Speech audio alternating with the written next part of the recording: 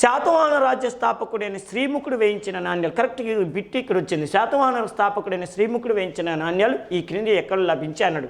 Which of the following coins was found by Sreemukhi the founder of Satavahana dynasty. అతని నాణ్యాలు ఎక్కడ బయటపడి అన్నాడు అంటే చూడు, అమరావతిలోన, ప్రతిష్టానపురం అంటే పైఠాన్లోన, కోటిలింగాలలోన, విదర్భ మహారాష్ట్ర దగ్గర ఉన్నటువంటి విదర్భలోన అడుగుతుండు. అంటే కోటిలింగాల, ఓకేనమ్మా, కరీంనగర్ జిల్లా తెలంగాణలో ఉన్నటువంటి కోటిలింగాల అనేటటువంటి ప్రాంతంలో ఈయన నాణ్యాలు, ఓకే, కోటిలింగాల ప్రాంతంలో 2001 సంవత్సరంలో బయటపడ్డాయి.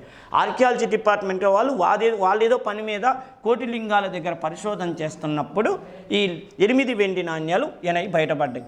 నెక్స్ట్ విషయం ఏంటంటే కొద్ది రోజుల్లోనే కొండాపూర్, అప్పుడు మెదక్ జిల్లాలో ఉన్నటువంటి కొండాపూర్ అనేటటువంటి ప్రాంతంలో, ఓకేనా, కొండాపూర్ అనే ప్రాంతంలో శ్రీముఖ శాతకర్ణి, ఈ వంశానికి మూల పురుషుడైనటువంటి ఈ వంశానికి స్థాపకుడైన శ్రీముఖ శాతకర్ణి వాళ్ళ డాడీ, వాళ్ళ నాన్నైనటువంటి శాతవాహన్ యొక్క నాణ్యాలు బయటపడ్డాయి. అంటే చూడండి, కొండాపూర్లోనేమో మూల పురుషుడైన శాతవాహన నాణ్యాలు బయటపడ్డాయి.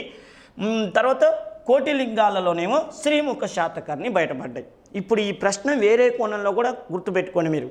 కోటిలింగాల్లో బయటపడినాయి అంటేనేమో శ్రీముఖ శాతకర్ణి పేరు పెట్టండి.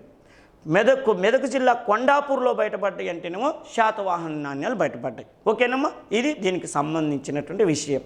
నెక్స్ట్ చూడండి, శాతవాహనుల జన్మస్థానానికి సంబంధించి క్రింది వాటిని జతపరచండి అన్నాడు.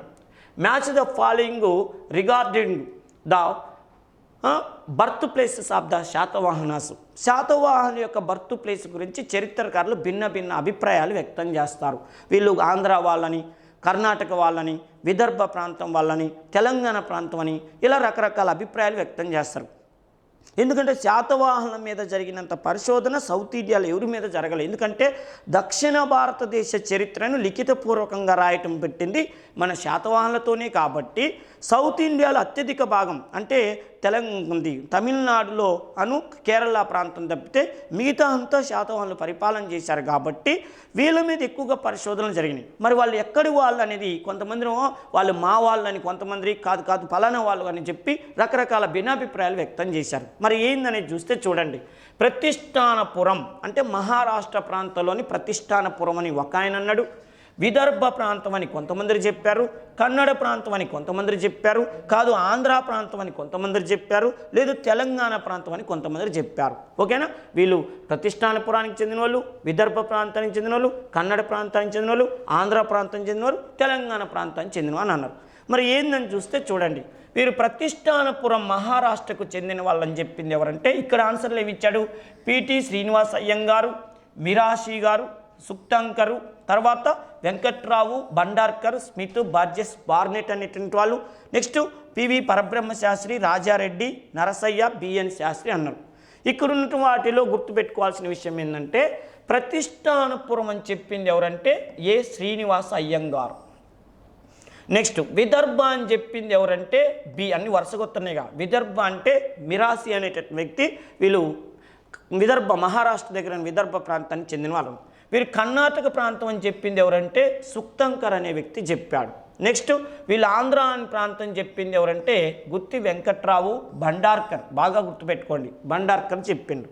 వీళ్ళు తెలంగాణ ప్రాంతం వల్ల చెప్పింది ఎవరంటే పివి పరబ్రహ్మశాస్త్రి, రాజారెడ్డి. అంటే వరుసగా ఉన్నాయి. ఓకేనమ్మా, చూడండి, రాజారెడ్డి, ప్రతిష్టానపురం. ఈయన ప్రతిష్టానపురం అని శ్రీనివాస్ అయ్యంగారు ఎందుకు చెప్పిందంటే ఏదో మనం బట్టి పట్టడం కాదు, వీళ్ళు ఆ పేర్లు ఎందుకు చెప్పారంటే వీళ్ళు ఒక మాట అన్నారు, ప్రతిష్టానపురం శాతవాహనుల యొక్క జన్మస్థలం ప్రతిష్టానపురం అని శ్రీనివాస అయ్యంగారు ఎందుకు చెప్పిందంటే శాతవాహనులకు గురించి తెలియజేసే అతి ముఖ్యమైన శాసనాలైన నాసికు, నానాఘాటు శాసనాలు మహారాష్ట్రలో బయటపడ్డాయి. కాబట్టి వాళ్ళ రాజధాని ఖచ్చితంగా ప్రతిష్టానపురం అని చెప్పిండు. నెక్స్ట్ విదర్భ అని ఎందుకు చెప్పిందంటే మిరాషి మన గౌతమిపుత్ర శాతకర్ణికి ధన బెట్టక స్వామి, ఆయన బెట్టక స్వామి అనే బిరుదుతో పిలుస్తారు.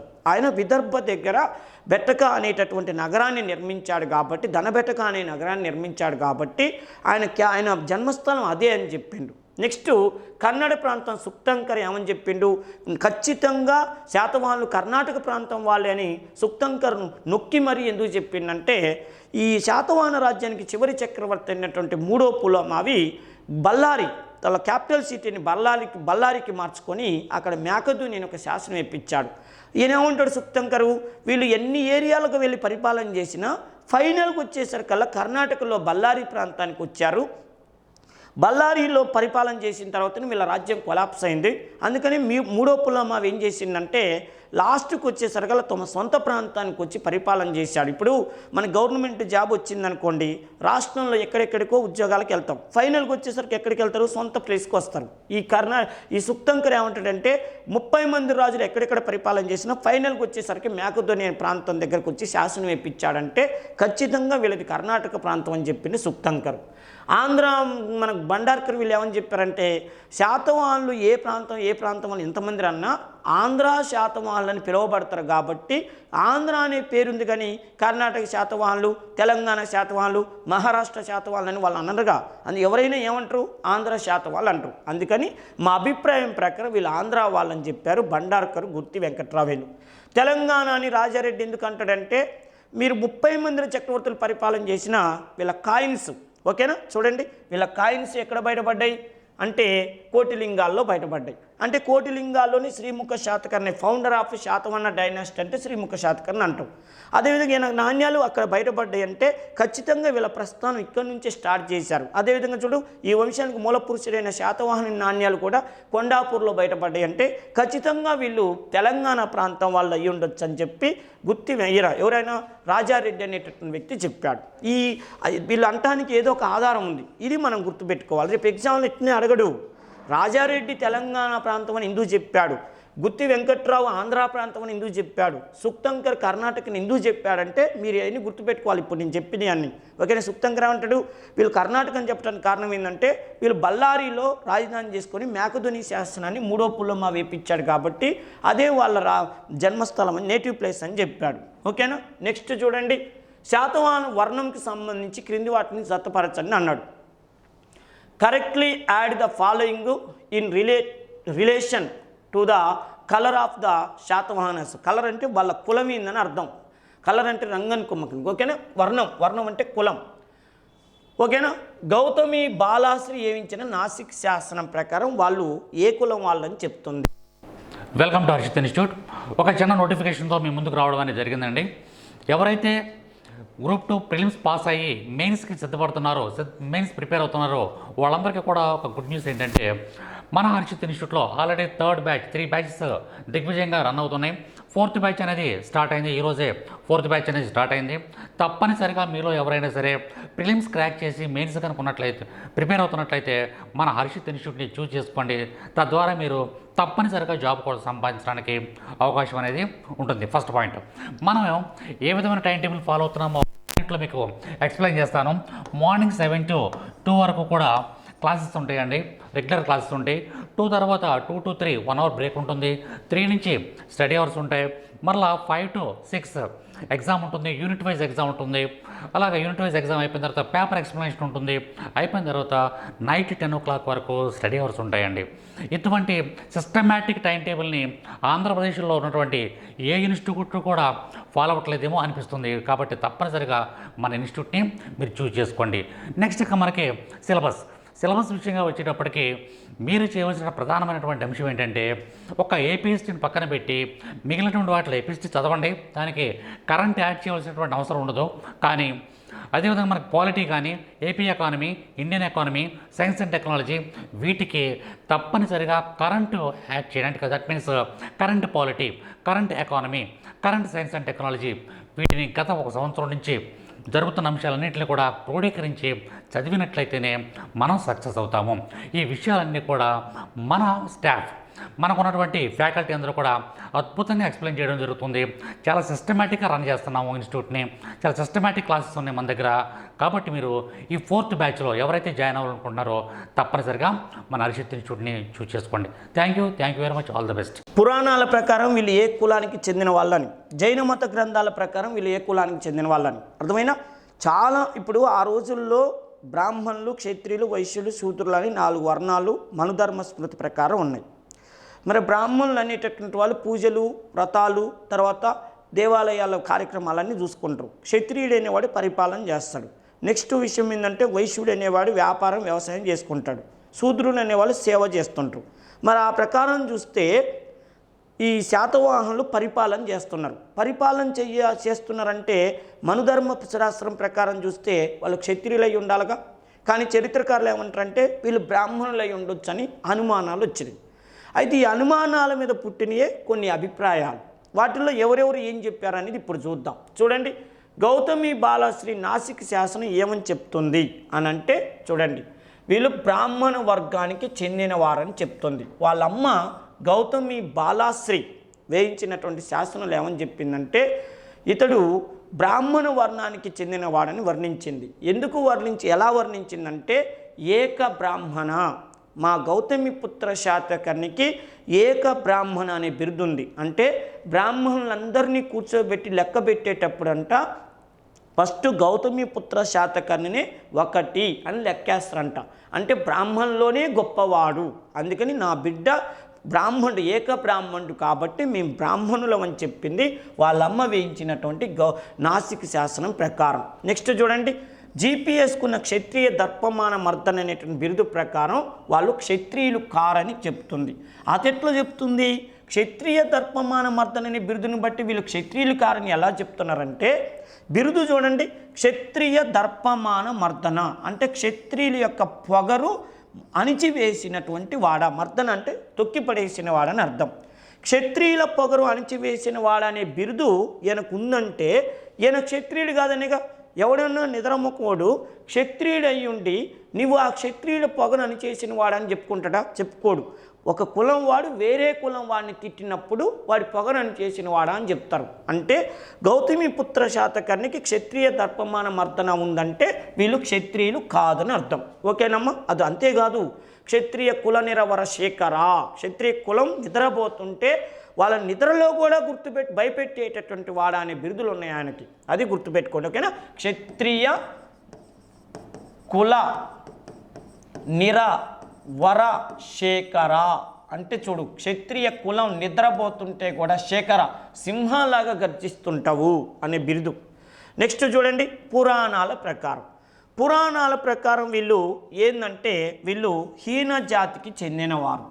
పురాణాల ప్రకారం హీన జాతికి చెందిన వారు ఎలా ఉన్నాయంటే, మనకి మత్స్య పురాణం, వాయు పురాణం, బ్రహ్మాండ పురాణం ఇవి ఉన్నాయి కదా. ఈ విష్ణు పురాణం వీటిల్లో ఏమని వర్ణించిందంటే, ఒక అణగారిన కులానికి చెందినటువంటి వ్యక్తి ఒక అగ్రకుల అమ్మాయిని, బ్రాహ్మణ స్త్రీని పెళ్లి చేసుకున్నాడు. ఒక అణగారిన కులానికి చెందినవాడు అగ్రకులాల అమ్మాయిని పెళ్లి చేసుకుంటే పుట్టేటటువంటి వాడిని ఏమంటారంటే చండాలురు అంటారు, శూద్రులు అంటారు, లేదా హీన కులం వాళ్ళు అంటారు. అందుకని చూడు, పురాణాలు ఏమని చెప్తున్నాయి? వీళ్ళు హీన జాతికి చెందిన వాళ్ళని చెప్తున్నాయి. ఓకేనా? నెక్స్ట్ జైన గ్రంథాల ప్రకారం ఏమని చెప్తుందంటే వీళ్ళు మిశ్రమ కులం వాళ్ళు. అంటే అదే ఇప్పుడు మళ్ళీ నేను చెప్పినట్టే, అంటే ఒక గిరిజన జాతి వాళ్ళు, ఒక బ్రాహ్మణ జాతి, ఇలాంటి గిరిజన జాతులు అంట. అడవుల్లో నివసించేటువంటి ఒక గిరిజన జాతి వాళ్ళు అనుకోకుండా ఒక బ్రాహ్మణ స్త్రీని పెళ్లి చేసుకున్నారు కాబట్టి వీళ్ళు మిశ్రమ జాతి వాళ్ళని చెప్పి జైన మత గ్రంథాల ద్వారా తెలుస్తుంది. ఓకేనమ్మా? చాలా చాలా ఇంపార్టెంట్ బిట్ నాని బిట్టు. చూడండి, గౌతమి బాలశ్రీ నాసిక్ శాసనం ప్రకారం వీళ్ళు బ్రాహ్మణ వర్ణానికి చెందినవారు, అంటే ఏక బ్రాహ్మణ బిరుదు. గౌతమిపుత్ర శాతకర్ణికి ఉన్న క్షత్రియ దర్పమానం అర్థం ప్రకారం వీళ్ళు క్షత్రియులు కాదని తెలుస్తుంది. పురాణాల ప్రకారం వీళ్ళు హీన జాతికి చెందిన వాళ్ళు, అంటే అగ్రకులాల అమ్మాయిని పెళ్లి చేసుకున్న వాళ్ళు. అంటే ఆ మగవాళ్ళేమో తక్కువ కులం వాళ్ళు, అమ్మాయి ఎక్కువ కులం వాళ్ళని పెళ్లి చేసుకుంటే పుట్టే పిల్లగాలని హీనులు అంటారు, లేదా చండాలు అంటారు. జైన గ్రంథాల ప్రకారం వీళ్ళు మిశ్రమ కులం. ఇవే కాదు, ఇంకా చాలా ఉన్నాయి. బిఎస్ఎల్ హనుమంతరావు ఏమని చెప్పిందంటే, ఆయన పరిశోధనలో వీళ్ళు ఎక్కువగా అశ్వాలు వేసుకొని తిరిగేవాళ్ళు, అంటే గుర్రాలు వేసుకొని తిరిగేవాళ్ళు కాబట్టి వీళ్ళు ఎక్కువగా అడవుల్లో ఉండేవాళ్ళు కాబట్టి వీళ్ళు ఖచ్చితంగా వీళ్ళు హీన జాతికి చెందిన వాళ్ళని చెప్పిండు BSL Hanumantharao. Next RS Sharma ఒక అడుగు ముందుకేసి అసలు శాతవాహనులు ద్రావిడులు అని చెప్పిండు, వాళ్ళు ద్రావిడకి జాతికి చెందిన వాళ్ళని చెప్పిండు ఆర్ఎస్ శర్మ అనే వ్యక్తి ద్రావిడ జాతికి చెందిన వాళ్ళని చెప్పారు. ఓకేనమ్మా? ఇవన్నీ గుర్తుపెట్టుకోండి. నెక్స్ట్ చూడండి, మ్యాచ్ ద ఫాలోయింగ్, క్రింది వాటిని జతపరచండి అన్నాడు. ఎవరు? చక్రవర్తులను వరుసకి ఇచ్చాడు. యజ్ఞశ్రీ శాతకర్ణి, 1వ శాతకర్ణి, గౌతమిపుత్ర శాతకర్ణి, 3వ పులోమావి. ఇక్కడేమి ఇచ్చాడు? 3వ రాజు, 23వ రాజు, 27వ రాజు, 30వ రాజు. చూడండి, యజ్ఞశ్రీ శాతకర్ణి ఈ వంశంలో ఎన్నో రాజు అంటే నిద్రపోయే పిల్లవాడికని తెలుస్తుంది. ఓకేనా? 27వ రాజు.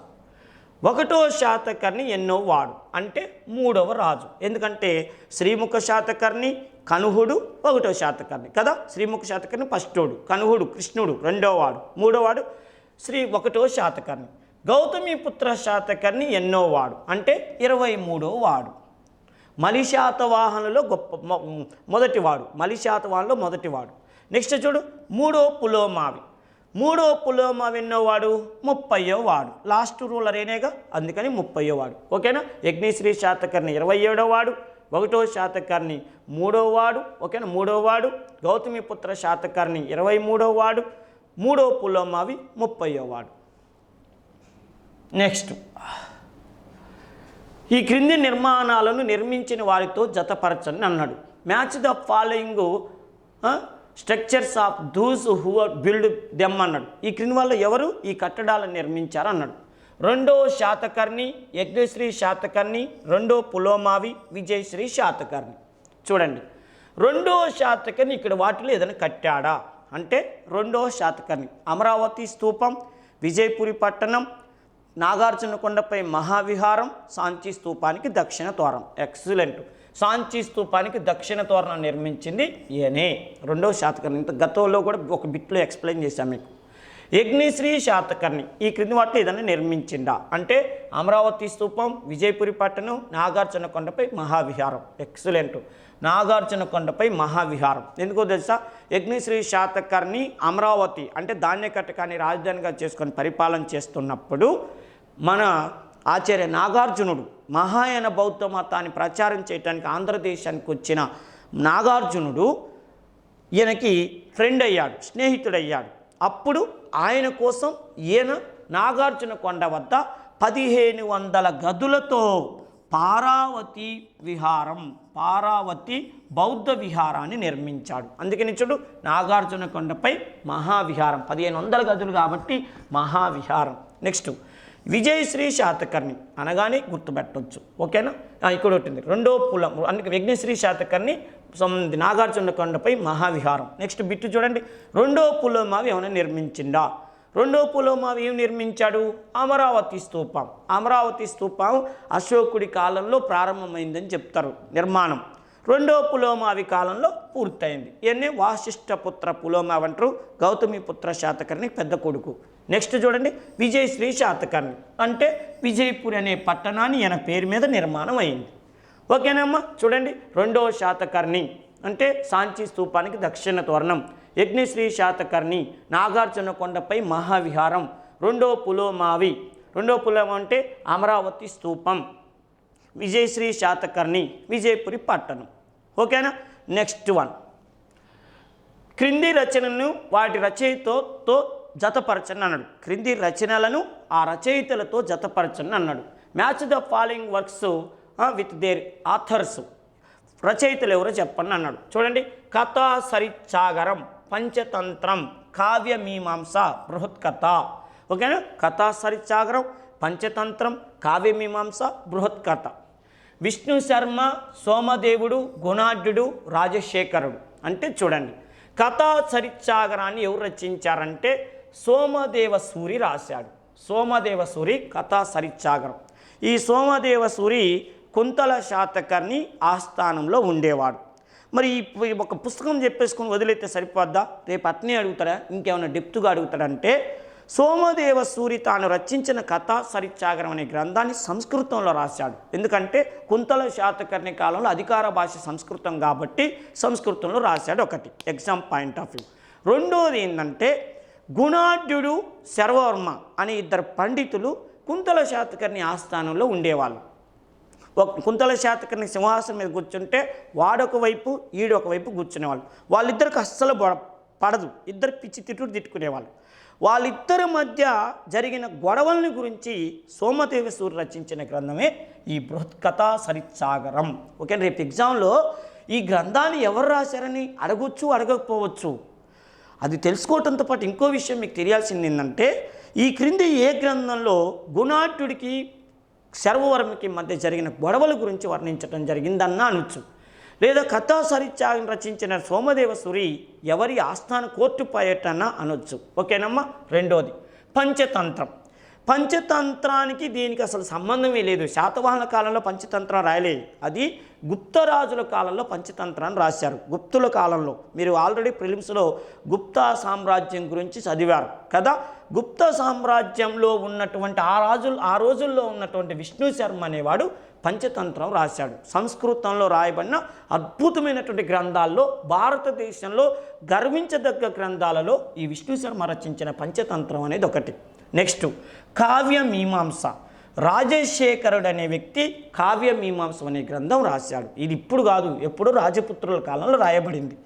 బృహత్కథ అంటే గుణాఢ్యుడు రచించాడు. బృహత్కథని మరాఠీ పైశాచిక భాషలో ఈయన ఎవరు గుణాఢ్యుడు రాశాడు. మరి ఇక్కడ ఒక చిన్న డౌటు, ఇది శాతవాహన పీరియడ్లో విష్ణు శర్మ గురించి ఎందుకు చెప్పిండు, రాజశేఖరుడు గురించి ఎందుకు చెప్పాడు? విష్ణు శర్మ గుప్తులు వాడు కాదు, అది విష్ణు శర్మ శాతవాహన కాలంలో ఉన్నోడు కాదు, రాజశేఖరుడు శాతవాహన కాలంలో ఉన్నోడు కాదు. మరి ఇక్కడ ఎందుకు ఎగ్జామ్లో ఈ బిట్లు ఇచ్చాడంటే ఇక్కడ గుర్తుపెట్టుకోండి, బృహత్కథ అనే గ్రంథాన్ని శాతవాహన కాలంలో గుణాఢ్యుడు రాసిండు కదా. ఇది అద్భుతమైనటువంటి, అంటే అస్సలు 200 days 200 సెంటర్స్ అన్నట్టుగా దుమ్ము లేపింది గుణాఢ్యుడు రచించిన బృహత్కథ. ఒక విషయం ఏంటంటే, గుణాఢ్యుడు బృహత్కథ రాయటం కంటే ముందు రచయితలు ఒక రకంగా పుస్తకాలు రాసేవాళ్ళు, గుణాఢ్యుడు బృహత్కథ రాసిన తర్వాత రచయితలు ఒక రకంగా రాసేవాళ్ళు. అంటే పుస్తకాలను కనుక దృష్టిలో పెట్టుకుంటే బృహత్కథకు ముందు పుస్తకాలు ఒక రకంగా రాసేవాళ్ళు, బృహత్కథ తర్వాత పుస్తకాలు ఒక రకంగా రాసేవాళ్ళు. బృహత్కథ గ్రంథాన్ని చదివి ఇన్స్పిరేషన్తో భారతదేశంలో ఎన్నో గ్రంథాలు వచ్చినాయండి. అలాంటి వాటిల్లో శర్వర్మ ఇది మన పంచతంత్రం రచించిన విష్ణు శర్మ దీని ఇన్స్పిరేషన్తోనే రాశాడు. రాజశేఖరుడు ఇది కావ్యమీమాంస ఈ పుస్తకాన్ని తీసుకుని ఇన్స్పిరేషన్తో రాశాడు. ఒకటేంది, గుప్తుల కాలంలో వరాహమిహిరుడు ఉంటాడు, వరాహమిహిరుడు బృహత్ సంహితం అనే గ్రంథం రాశాడు. క్షేమేంద్రుడు బృహత్కథ కోశం అనేటటువంటి గ్రంథం రాశాడు. ఇలా ఎంతోమంది రచయితలు తమ అద్భుతమైన పుస్తకాలు రాశారంటే దానికి ఇన్స్పిరేషను గుణాఢ్యుడు రచించిన బృహత్కథ అన్న విషయాన్ని మర్చిపోవద్దు. ఒకటి. రెండో విషయం తెలుసా, రేపు ఎగ్జామ్లో ఇట్లా అడగపోవచ్చు, ఇంకో కోణంలో కూడా అడగచ్చు. ఈ క్రింది గ్రంథాల్లో ఏది అలభ్యం అంటాడు. అలభ్యం అంటే సగం దొరికి సగం దొరకని దాన్ని అలభ్యం అంటారంటే గుణాఢ్యుడు రచించినటువంటి బృహత్కథని అలభ్యమైన గ్రంథం అంటారు, అసంపూర్ణమైన గ్రంథం అంటారు, అన్కంప్లీటెడ్ రచనగా చెప్తారు. ఎందుకు అన్కంప్లీటెడ్ రచయితగా చెప్తారంటే, ఈయన బృహత్కథ రచించినటువంటి గుణాఢ్యుడు శర్వవర్మ కాలం అంటే కుంతల శాతకర్ణి కాలంలో ఉండేవాడు. కుంతల శాతకర్ణికి సంస్కృతం అంటేనే ఇష్టం, వేరే భాషల మీద ఇష్టం లేదు. ఎందుకని చూడండి, మీరు శాతవాహన పాఠం చదివినప్పుడు చెప్తారు కుంతల శాతకర్ణి సంస్కృతాన్ని రాజభాష చేశాడంటారు. అందుకని ఏం జరిగిందంటే, రచయిత ఏం చేసిన పాపైన మరాఠీ పైశాచిక భాషలో రాసిండు. రాస్తే రాజుకి ఇష్టం ఉంటుందో లేదో అని చెప్పి ఆ పుస్తకం తీసిపోయి మంటల్లో వేస్తే తర్వాత వేరే వాళ్ళు తీసి ఒక పిచ్చోడా, రాజుకు నచ్చకపోతే ప్రజలకు నచ్చదని ఏమైనా ఉంటుందిరా, అద్భుతమైన రాసిన పుస్తకాన్ని తీసిపోయి మంటల్లో వేస్తాను అని చెప్పి అది తీసి తర్వాత ప్రింట్ చేస్తే 200 days 200 సెంటర్స్ దుమ్ము లేపింది ఈ గ్రంథం. అందుకని దీనిని ఏమంటారంటే, ఇప్పుడు అది మంటల్లో గాలిందా చెత్తపొట్టులు వేసిందా అని అడగడు, ఏమంటాడు, అలభ్యమైనటువంటి గ్రంథం ఈ క్రింది వాటిలో ఏదంటే నీకు ఈ కథ తెలిస్తే ఇది అలభ్యమైన గ్రంథం అని చెప్తారు. ఓకేనమ్మా, అది గుర్తుపెట్టుకోండి. నెక్స్ట్ విషయం ఏంటంటే, గౌతమిపుత్ర శాతకర్ణి రాజ్య సరిహద్దుల్ని విస్తరించని జతపరచని అన్నాడు. Maths Gautamiputra Satakarni state boundaries అన్నాడు, బార్డర్స్ అన్నాడు. అంటే చూడండి, ఉత్తర సరిహద్దు ఏది, దక్షిణ సరిహద్దు ఏది, తూర్పు సరిహద్దు ఏది, పశ్చిమ సరిహద్దు ఏది అన్నాడు.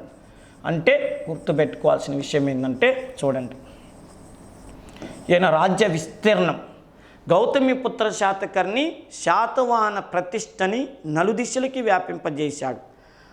23వ రాజుగా వచ్చాడు, 24 సంవత్సరాలు పరిపాలన చేశాడు. క్రీస్తు శకం 78 నుంచి 102 వరకు. అసలు శాతవాహన వైభవాన్ని ప్రపంచవ్యాప్తం చేయడానికి ప్రయత్నం చేసిన చక్రవర్తి గౌతమిపుత్ర శాతకర్ణి.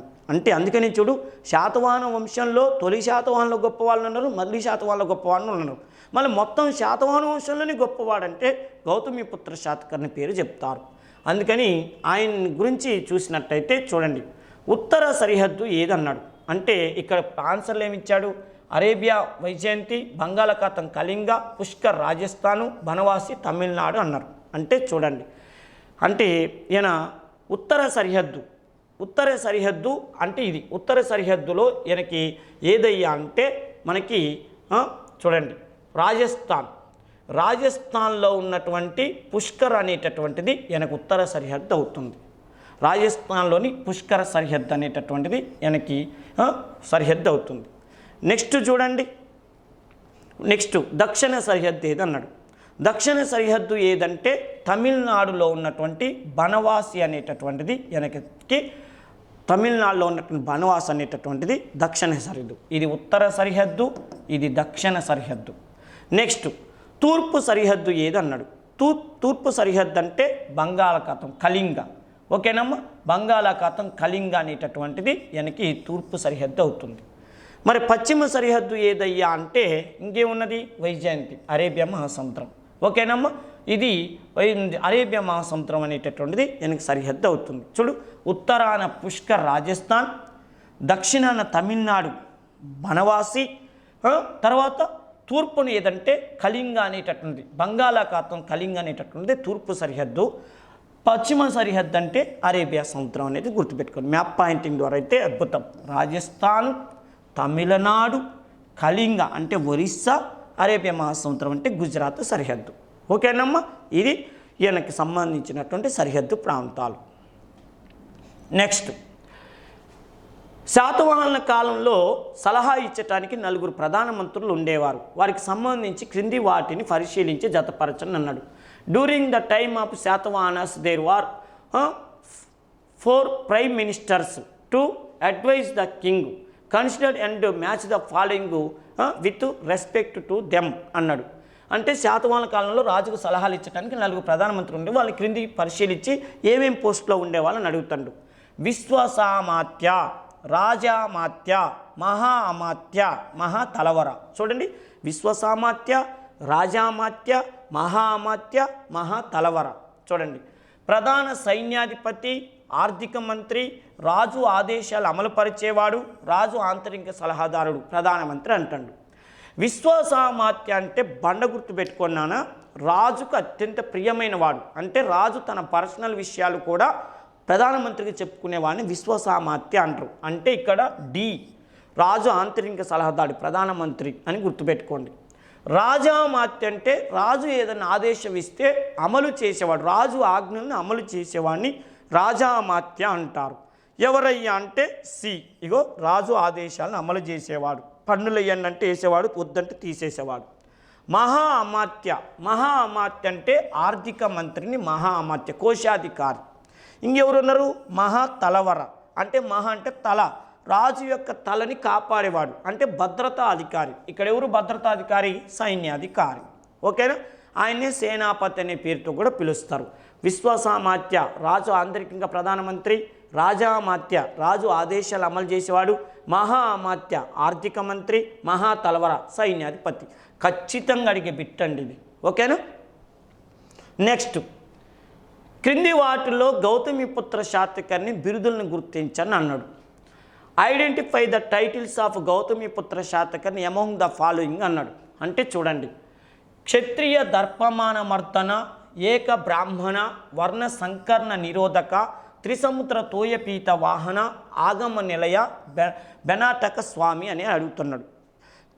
గౌతమిపుత్ర శాతకర్ణి పాఠం మొత్తం బిరుదులే. ఆయనకున్న బిరుదులు బహుశా దక్షిణ భారతదేశంలో ఏ చక్రవర్తికి లేవు, ఉత్తర భారతదేశంలో కూడా ఏ చక్రవర్తికి లేవు. అడిగేస్తే బిరుదు పొందిన చక్రవర్తి బహుశా ఎవరైనా ఉన్నారా అంటే గౌతమిపుత్ర శాతకర్ణి. చూడండి, బహుశా అంటే ఆయన ఎక్కువగా యుద్ధాలు చేసి బిరుదులు పొందాడు, ఏ పని చేసినా ఆయనకి బిరుదులు వచ్చినాయి. చూడండి, క్షత్రియ దర్పమాన మర్దన, మహారాష్ట్రలో ఉన్నటువంటి క్షాత్రపారాజు అయినటువంటి నహపానుని ఓడించి వాడిని చంపి క్షత్రియ దర్పమాన మర్దన అనే బిరుదు పొందాడు. ఇది కరెక్ట్.